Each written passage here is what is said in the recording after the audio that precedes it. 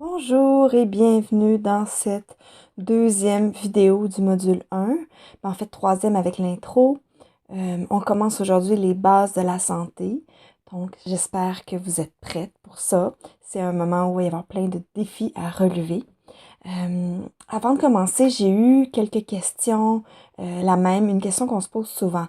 Comment aborder les bases de la santé sans s'auto-juger, sans se culpabiliser parce qu'on a de la difficulté à abandonner nos anciennes habitudes? Donc, moi, je réponds à ça, bienveillance et curiosité de soi. Donc, les anciennes habitudes, faut qu'on comprenne qu'elles ont répondu à des besoins de célébration, de liberté, de sécurité, de joie, de plaisir, etc. Puis, c'est important d'aller comprendre pourquoi on fait des choses qui sont pas toujours bonnes pour nous, mais qui nous font quand même un peu du bien émotionnellement. Donc ça prend une certaine curiosité, puis ça prend un certain pas de recul. C'est juste de savoir faire un petit point d'arrêt au moment où on arrive pour, je sais pas moi, vouloir manger du sucre, boire un café, prendre de l'alcool, une cigarette, manger de la poutine, je sais pas. Tu sais, c'est quelque chose qui est qu'on sait, parce que toutes ces choses-là peuvent être correctes aussi à un certain moment, là, mais quelque chose qu'on sait que nous, on veut arrêter, qu'on n'est pas bien avec ça. Donc, de réussir à saisir le moment puis d'écouter la voix à l'intérieur, qu'est-ce qu'elle dit? Ah, c'est pas grave, là, tu as besoin d'être libre, arrête de te contraindre, d'entendre ça, puis de savoir, au lieu de dire non, non, non, non, non, de savoir l'entendre, la noter, puis après ça, de décider si on choisit de faire ce qu'on allait faire ou pas, mais l'écouter avec bienveillance, comme si on écoutait une amie nous raconter ça, se justifier pour une telle ou telle habitude, puis ça serait avec plein d'amour et de bienveillance qu'on l'accueillerait. Donc, avoir cette même bienveillance-là envers nous-mêmes. Puis si on craque, ben, on est humain, on est humaine, puis euh, d'avoir cette bienveillance-là, encore une fois, qu'on aurait pour une proche qui craque, c'est super, super important. Donc, ça, c'est une des façons que j'ai, moi, de l'aborder. Je suis super exigeante envers moi-même, personnellement, mais j'ai eu une adolescence assez intense. Puis, ça m'arrive des fois, autant herboriste thérapeute que je suis, d'avoir une ou l'autre de ces mauvaises habitudes-là. Puis, je pense que j'apprends avec le temps, j'ai appris à pouvoir relâcher. Puis ça, une chose qui m'a aidée pour ça, c'est la loi du 80-20. Donc, cette loi-là a dit que pour maintenir l'homéostasie dans un système, donc l'équilibre, il faut surtout qu'on ait 80% de bonnes habitudes, puis on peut avoir jusqu'à 20% de pas bon. Fait que ça veut dire, c'est aussi un peu une loi en toxicologie. Donc, on peut avoir jusqu'à 20% de poison dans l'organisme. Euh, Ça dépend quel genre de poison, là, pas d'arsenic. Mais donc voilà, puis quand même, ce que ça maintient l'homéostasie. Donc, ça permet aussi de relâcher les parts de nous qui sont super exigeantes puis culpabilisantes parce que la culpabilité, ça nuit à la santé. C'est vraiment pas bon. Donc, c'est pas mieux. Donc, réussir à trouver l'espace, oui, on choisit parce qu'on s'aime, pas parce qu'on répond à la pression de notre réseau social, de Facebook, de notre thérapeute, de notre formatrice, de faire ci ou de faire ça, parce que nous, on sait que c'est ça qu'on veut pour soi-même dans notre vie. Donc, curiosité, bienveillance.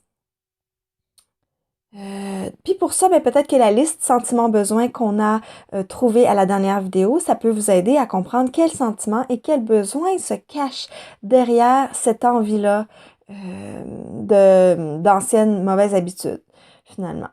C'est sûr que, comme je vous ai dit, tout au long de ces vidéos de base de la santé, je vais vous proposer un défi. C'est des défis d'une semaine. Je vais vous suggérer de terminer ce défi avant de regarder une autre vidéo. Je pense que ça va être quand même assez difficile pour la plupart d'entre vous.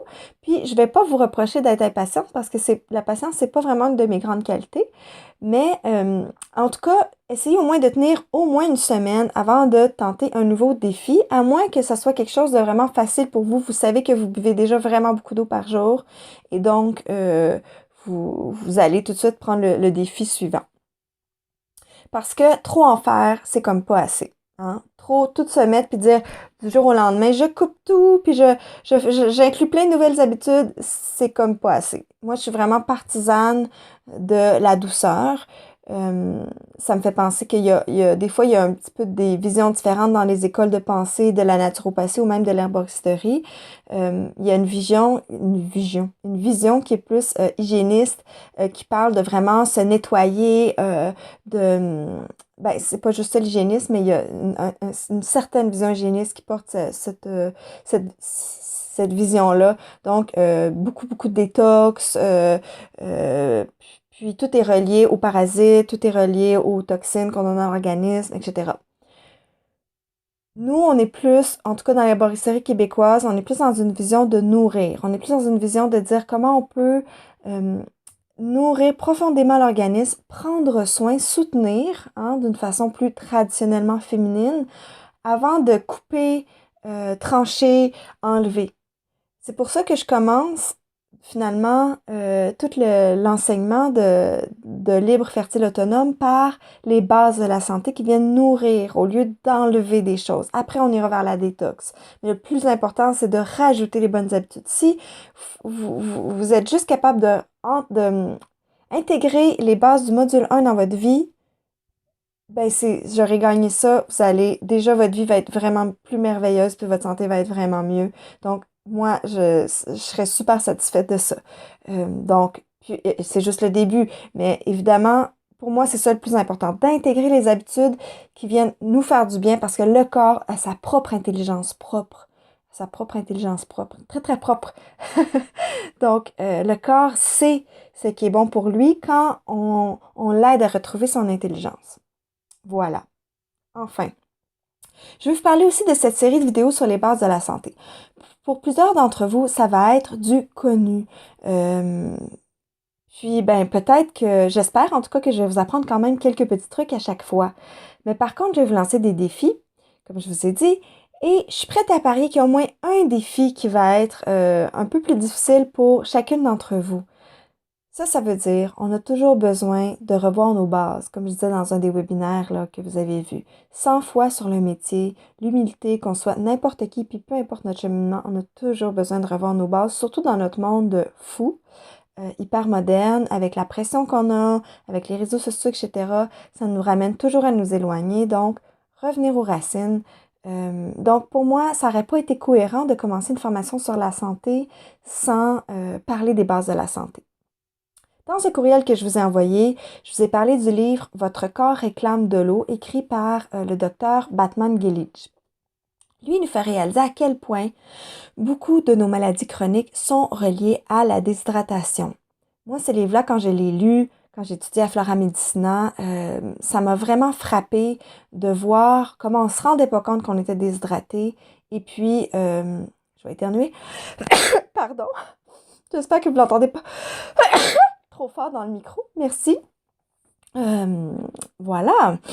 Je suis peut-être habillée un petit peu trop légèrement pour l'hiver, là. Je voulais mettre une veste, j'ai oublié. Donc, ça se peut que je pèse sur pause à un certain moment donné. Mais voilà, donc, lui, il nous fait réaliser à quel point plusieurs de nos maladies chroniques sont liées à la déshydratation. Alors, ce livre-là nous fait comprendre l'importance de l'eau, surtout pour celles qui ont, peut-être qui savent qu'elles ne s'hydratent pas assez, que ça vaut vraiment le coup là, de nous faire réfléchir comme ça. Vous pouvez vous inscrire à Scribd si vous n'avez pas envie de commander le livre, de vous l'acheter. Vous pouvez vous inscrire à Scribd et télécharger le livre, puis vous désabonner. Vous avez un mois gratuit. Donc, c'est une façon d'avoir le livre gratuitement. On oublie à quel point l'eau est importante pour la Terre et pour le corps. On le sait, la Terre et le corps sont composés à peu près à 60% d'eau. Pour les femmes, c'est un petit peu moins, c'est 55% à cause de nos tissus adipeux. Parce que, ben, on est dans les seins, entre autres, dans nos hanches, etc. Donc, pour une personne de 50 kg ou de 130 livres, ça correspond à 50 litres d'eau. Quand même pas mal. Les tissus cérébraux dans notre cerveau sont composés à 85% d'eau dans leur cas. On l'oublie, mais on vient de l'eau comme humanité, puis on sait, on a passé 9 mois dans un ventre, dans un utérus rempli d'eau avant de naître. Et notre corps, pour évoluer en tant qu'humanité, a dû s'adapter à des conditions extrêmes. On l'oublie, mais on a été beaucoup sédentaires pendant longtemps. Pas sédentaires, je veux dire nomades. Et on se déplaçait beaucoup. Et alors là, on était dépendant des ruisseaux, des rivières, des lacs, de la pluie, etc. On pouvait passer plusieurs jours sans boire. et on a dû passer vraiment par des conditions extrêmes. Donc, notre corps, il est fait pour survivre. Notre corps, il est fait pour résister. C'est pour ça qu'on est capable de passer plusieurs jours ou même toute une vie déshydraté sans s'en apercevoir. Mais survivre, ça ne veut pas dire être en bonne santé. Pour fonctionner normalement, un corps a besoin d'un bon apport en fluides et en électrolytes. Les électrolytes, c'est les sels minéraux qu'il y a dans notre corps, comme le potassium, le sodium, le calcium, le magnésium. Chaque jour, notre corps va perdre de l'eau et des électrolytes à travers notre sueur, à travers notre salive, à travers notre sang menstruel pour les femmes, nos sécrétions vaginales, nos selles aussi, notre urine. Donc ça, c'est normal. Puis on peut remplacer ces électrolytes-là et ces fluides en buvant puis en mangeant de l'eau. Parfois, c'est plus problématique si on a un syndrome de résistance métabolique ou un diabète de type 2, par contre. Mais ça arrive plus souvent qu'on pense qu'on soit déshydraté. On perd 2% de notre poids corporel chaque jour d'eau. Et pour vraiment rester hydraté, il faut faut ingérer 3% de notre poids corporel d'eau. Donc, selon le docteur Batman-Gelich, si on est en santé, il faudrait boire à peu près 2 litres d'eau par jour pour rester en santé. Puis, si on a des maladies chroniques, 2,5 litres d'eau quand même. Alors, ça fait quand même pas mal d'eau. Lui, il affirme en tout cas avoir soigné 3000 cas d'ulcères d'estomac, de gastrite, avec 2,5 à 3 litres d'eau par jour. En médecine conventionnelle, on a souvent, même en naturo, en herboristerie, souvent on va interpréter des symptômes de déshydratation comme des pathologies. Puis c'est important de savoir que les protéines et les enzymes, mais aussi toutes les cellules du corps ont vraiment besoin d'eau pour fonctionner. Ils ne peuvent pas fonctionner dans des solutions trop visqueuses. Fait qu'ils ont besoin des solutions à viscosité basse, comme on appelle. En fait, ce qui arrive, c'est que quand on est déshydraté, notre corps, il va être comme en défensive. Ça crée du stress, puis il va se mettre en inflammation, en bataille. Puis ça, qu'est-ce que ça fait quand on a de l'inflammation systémique? Ça crée de la douleur. Ça crée de la douleur chronique. Puis à mesure qu'on vieillit, qu'on n'accorde pas d'importance à nos besoins d'eau, bien, le corps il va s'adapter, donc on va moins ressentir les symptômes de la déshydratation. Si depuis qu'on est petite, on boit pas assez d'eau, bien, à un moment donné, on va arrêter d'avoir la gorge sèche, la bouche sèche, le sentiment de soif, etc. Notre corps, il va s'habituer. Le seul symptôme qui va rester souvent, ça va être la douleur. Mais ça veut pas dire qu'on n'est pas déshydraté. C'est pour ça que je demande à mes clientes de boire même quand elles n'ont pas soif, parce que quand on se remet à boire, là, on voit qu'on ressent la soif finalement. Donc, ça prend une semaine, ça prend 2 semaines, puis d'un coup, on se met à ressentir la soif. Donc ça, c'est assez incroyable, ce truc-là.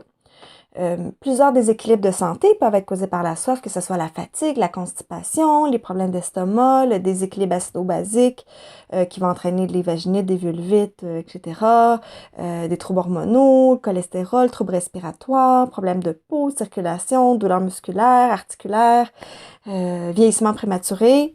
Un bon verre d'eau avec ça? Le fait de ne pas boire assez d'eau, ce que je vous disais, c'est que ça crée dans notre corps un stress permanent. Je vais parler plus longuement du stress dans une autre vidéo, mais sachez que quand on est stressé, on sécrète des hormones de stress comme le cortisol, comme même des endorphines, mais trop grande quantité comme de la prolactine. Puis quand le stress dure trop longtemps, ça peut créer des déséquilibres hormonaux et gynéco. Évidemment, on sait déjà que le thé, le café contribuent à la déshydratation, les boissons gazeuses, etc. Mais souvent, on pense que quand on boit des tisanes, on s'hydrate. Oui, on s'hydrate d'une certaine façon parce que c'est dans l'eau, mais en même temps, les tisanes, c'est diurétique, donc ça fait uriner. Donc, quand on boit quelque chose de diurétique, il faut qu'on reboive de l'eau pour aller rechercher toute l'eau qu'on a perdue. Donc, quand on parle de boire de l'eau, on parle de boire de l'eau claire. Quels sont les symptômes de la soif? Bon, je fais trembler ma caméra, excusez-moi, je m'énerve trop. Les symptômes de la soif, on sait, c'est la bouche sèche, la gorge sèche, juste le sentiment de soif, mais ça peut être aussi les urines plus jaunes, ça peut être aussi de la fatigue, des maux de tête, des crampes musculaires, ou une réduction du débit urinaire ou une rétention d'eau parce qu'on veut garder, notre corps veut garder l'eau à l'intérieur. Donc là, je vais vous détailler un peu des problèmes qui peuvent être dus à la déshydratation et pourquoi, comme la fatigue. Quand l'activité enzymatique a besoin d'eau pour fonctionner. Puis les enzymes sont essentiels au fonctionnement des cellules, puis c'est les cellules qui fabriquent l'ATP, qui fabriquent l'énergie. Donc, sans eau, nos cellules ne fonctionnent pas bien, on n'a pas d'énergie. La peau, ça reste la voie de désintoxication la plus importante du corps. Donc, le manque d'eau, ça réduit les toxines, ça réduit l'évacuation des toxines à travers la peau, puis ça crée un vieillissement prématuré de la peau. Manque d'eau, ça réduit aussi la capacité du corps à évacuer les déchets de façon générale, ce qui crée de l'acidité métabolique. On va reparler de l'équilibre acido-basique dans une autre vidéo. La déshydratation réduit aussi les sucs digestifs.